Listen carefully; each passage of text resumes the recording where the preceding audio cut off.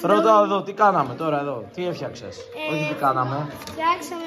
Έφτιαξαμε ένα στολίδι. Καταρχήν τι χρησιμοποιούμε. Arduino set. Πολύ ωραία, τα καινούργια που μας έχουν έρθει από το Υπουργείο, Ένα button, ένα laser και δύο λεντάκια, κόκκινο και πράσινο. Πολύ ωραία. Και ταυτόχρονα. Μόλις πατάμε και Mind Plus έχουμε συνδέσει το Arduino και έχουμε ανοίξει το Mind Plus. Πολύ ωραία. Μόλις πατάμε το button, ανοίγει το laser. Άρα πατάς κουμπί, ανοίγει laser, για να δούμε. Ανοίγει laser, χτυπάει το στολίδι. Το στολίδι ανάβει το κόκκινο λαμπάκι και το φόντο γίνεται αλλάζει και φόντο. Και μόλις το ξαναφύνουμε, ξαναγίνεται πράσινο λαμπάκι. Δεν φαίνεται, λίγο πάρε το χέρι σου. Το φόντο κανονικό. Ωραίο, για πάμε άλλη μια, για δείξτε το. Πατάς κουμπί, λέιζερ, κόκκινο λαμπάκι και άλλο φόντο. Πολύ ωραία.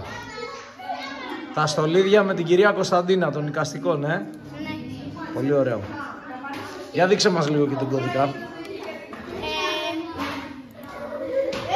Έχουμε κάνει.